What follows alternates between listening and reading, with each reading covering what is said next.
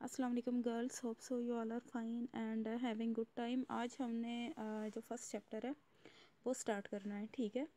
तो जो first chapter है इसमें this is about problem solving. अब प्रॉब्लम सॉल्विंग क्या होती है कि हमें अपनी रूटीन लाइफ में भी काफ़ी इस टाइप के चैलेंजेस होते हैं जिसमें हमने कोई काम करना होता है तो उसमें कोई रुकावट पैदा हो जाती है।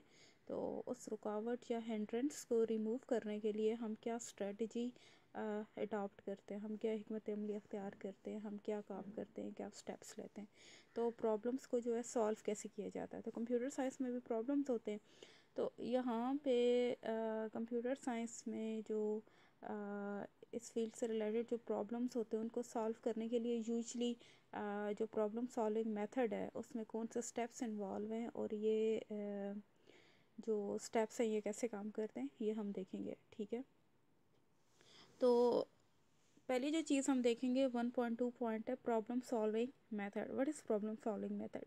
Problem solving is a skill which can be developed following a well organised approach.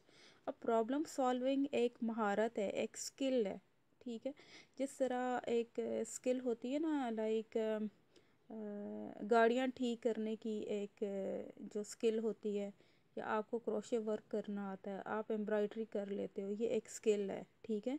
इसी तरह प्रॉब्लम सॉल्विंग भी एक महारत है, एक स्किल है। और इस स्किल को हम कैसे डिवेल्प कर सकते हैं, इस स्किल को हम कैसे सीख सकते हैं, अपने अंदर पैदा कर सकते हैं, इसके लिए हमें एक वेल ऑर्गेनाइज्ड अप्रोच की ज़रूरत होती है। मतलब क्या है कि हमारा जो तर्ज़ फ़िक्र है, हमारी जो सोच है, वो एक मतलब ये है कि वो वेल ऑर्गेनाइज्ड हो।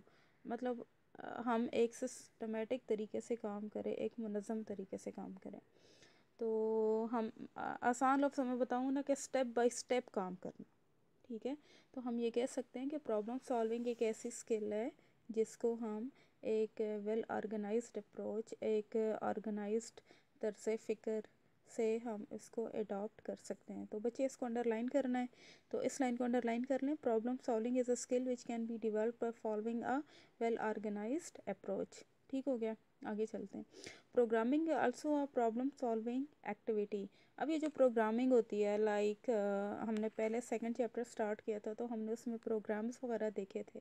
तो जो प्रोग्राम है ये भी एक प्रॉब्लम सॉल्विंग एक्टिविटी है। If you are a good problem solver you have the potential to become a good programmer.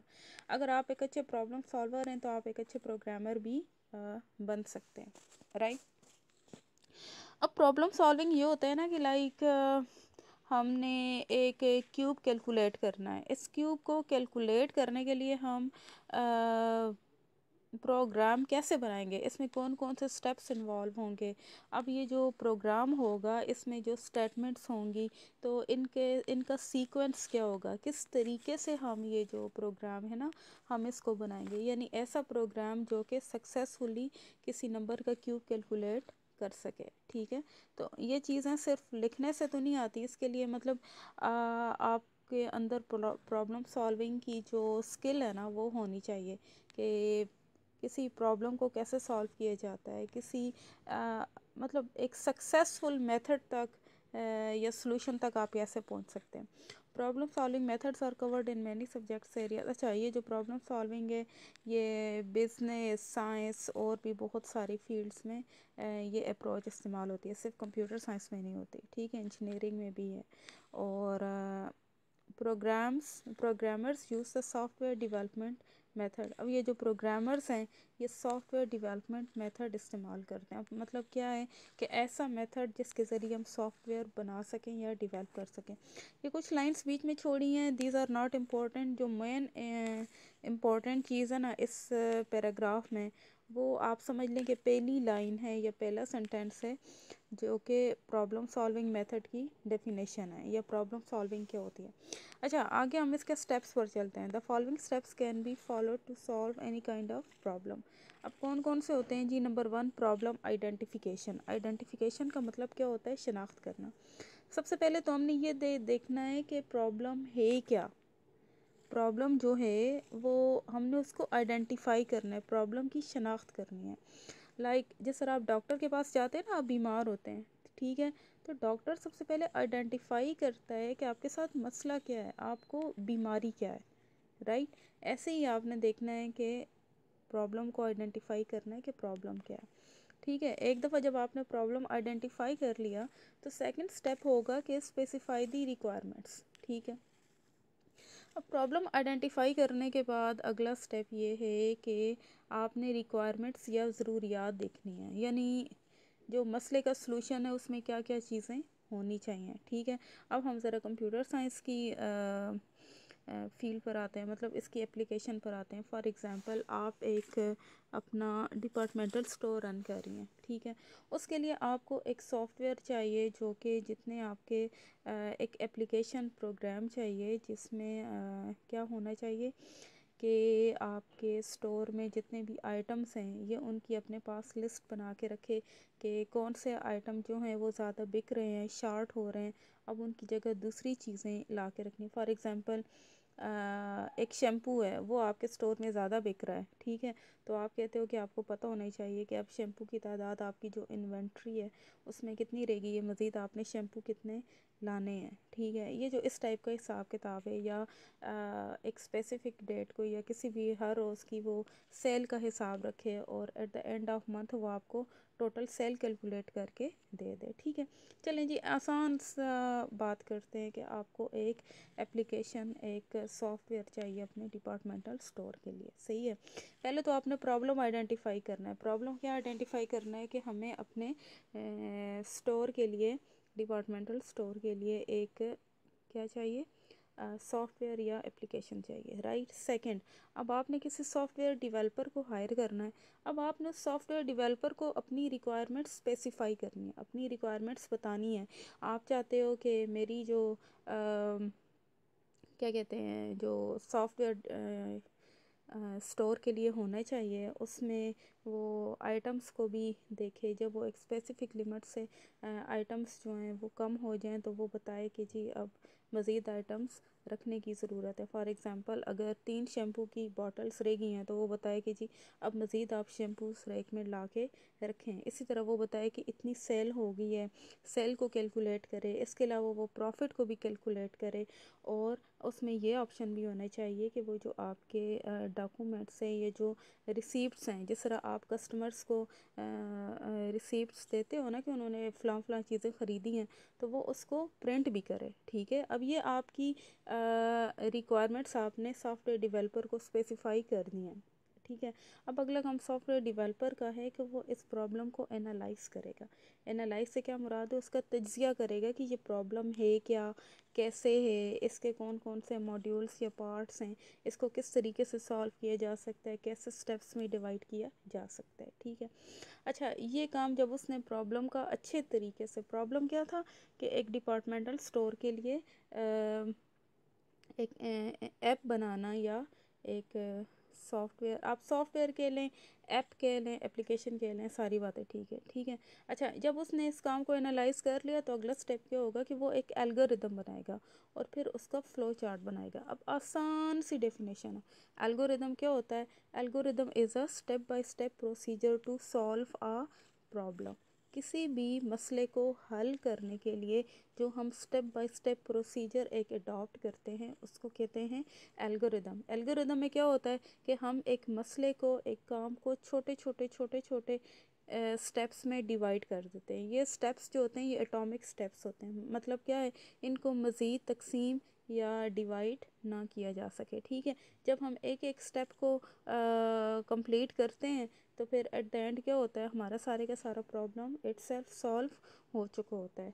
अच्छा, अब इसकी फिर वो एग्ज़ाम्पल आ जाती है कि इसकी एग्ज़ाम्पल ये है कि जिस तरह अब आपने अगर चाय बनानी है तो सबसे पहले आप एक केटल लेंगे, उसके अंदर पानी डालेंगे, ठीक है। केटल ली फर्स्ट स्टेप, उसके अंदर पानी डाला, second step, third step stove या चूल्हा ऑन किया, फोर्थ स्टेप आपने केटल को चूल्हे पे रखा और उसको बॉयल होने दिया। नेक्स्ट स्टेप क्या होगा, आपने उसमें टी लीव्स डाले, उसमें नेक्स्ट स्टेप उसमें शुगर डाली, नेक्स्ट स्टेप मिल्क ऐड किया, ठीक है। अच्छा, अब देखो ये सारे स्टेप्स हैं, ठीक है। अच्छा, आपने इसी तरह एल्गोरिदम डिज़ाइन कर लिया कि इसमें कौन कौन से स्टेप्स इन्वॉल्व होंगे, ठीक है। और उसके बाद आपने इसका फ़्लो चार्ट बना लिया। अब एल्गोरिदम को जब हम पिक्टोरियल या ग्राफिकल या तस्वीरी शक्ल में लेकर आते हैं तो उसको क्या कहते हैं, फ़्लो चार्ट। आसान लफ्ज़ों में एल्गोरिदम क्या होता है, जो स्टेप्स होते हैं उनकी हम एक फ़िगर या डायग्राम बना देते हैं। तो वो जो फ़िगर या डायग्राम होती है एल्गोरिदम की, उसको क्या कहते हैं, फ़्लो चार्ट। ठीक है, तो फ्लो चार्ट की डेफिनेशन क्या हो गई कि graphical representation of a program या pictorial representation of an algorithm और प्रोग्राम। आप कुछ भी कह लो आसान सी। अच्छा, अब अगला स्टेप क्या है, चलें जी, आपने एल्गोरिदम बना लिया, उसका फ्लो चार्ट मतलब ये है कि उसकी आपने एक फ़िगर या डायग्राम भी डिज़ाइन कर लिया। अब आपको समझ आ गई है कि ये काम कैसे कैसे होगा। अगला स्टेप आपका क्या है कि आपने प्रोग्राम की कोडिंग करनी है। अब कोडिंग क्या है कि आपने कोई भी एक लैंग्वेज लेनी है जो आपके प्रॉब्लम को सूट करती है। लैंग्वेजेस तो बहुत सारी है प्रोग्रामिंग लैंग्वेज, जिस तरह 10th क्लास में हम कौन सी लैंग्वेज पढ़ रहे हैं, GW बेसिक पढ़ रहे हैं।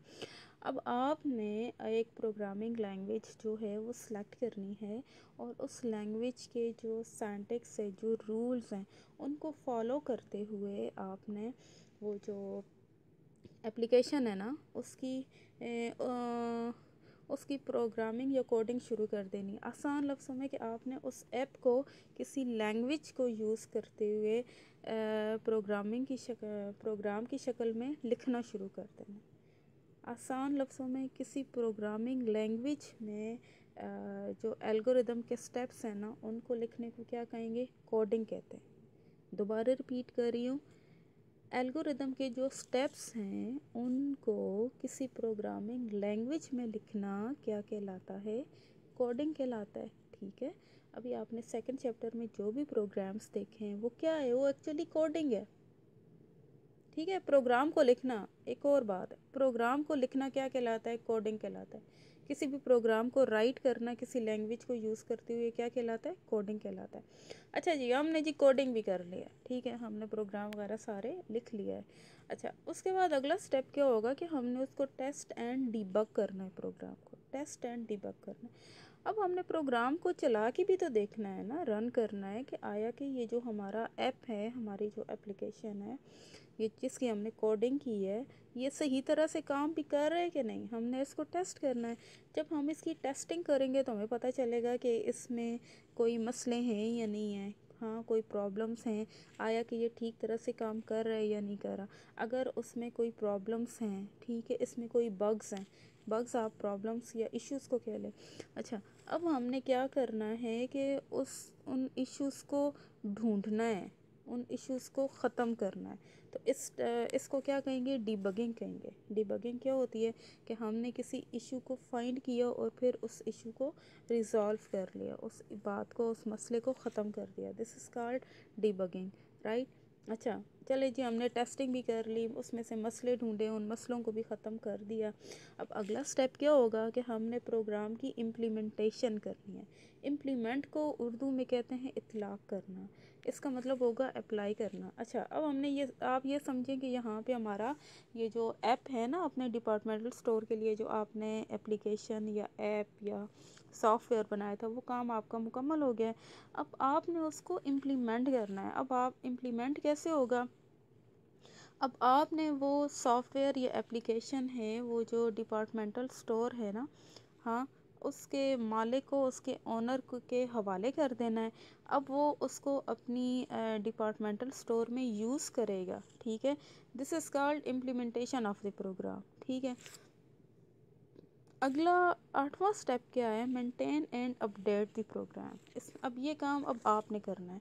लाइक आप सॉफ्टवेयर डेवलपर है ना, अब आपने क्या करना है कि आपने प्रोग्राम को साथ साथ मेंटेन करना है। मेंटेन से मुराद क्या है कि आपने प्रोग्राम को साथ साथ चेक करना है, आया कि ये ठीक तरह से काम कर रहा है कि नहीं। अगर उसमें कोई थोड़े बहुत मसले पैदा होते हैं तो आपने उन प्रॉब्लम्स को सॉल्व करना है। ठीक है, अब ये बात याद रखो कि देखो, आज से 6 साल पहले जो आपने एक ऐप बनाया था, वो आजकल तो वैसे इतने एफिशिएंटली काम नहीं करेगा। मे बी हार्डवेयर चेंज हो गया हो, तो हार्डवेयर पे पुराना सॉफ्टवेयर तो फिर काम करना ज़रा मुश्किल होगा। तो आप न्यू हार्डवेयर या न्यू जो कंप्यूटर सिस्टम अगर शॉपकीपर ने लिया है, तो आप उसके मुताबिक अपने प्रोग्राम को मेंटेन कर देते हो, उसमें नई चीज़ें डाल देते हो। इसी तरह प्रोग्राम को अपडेट करते हो।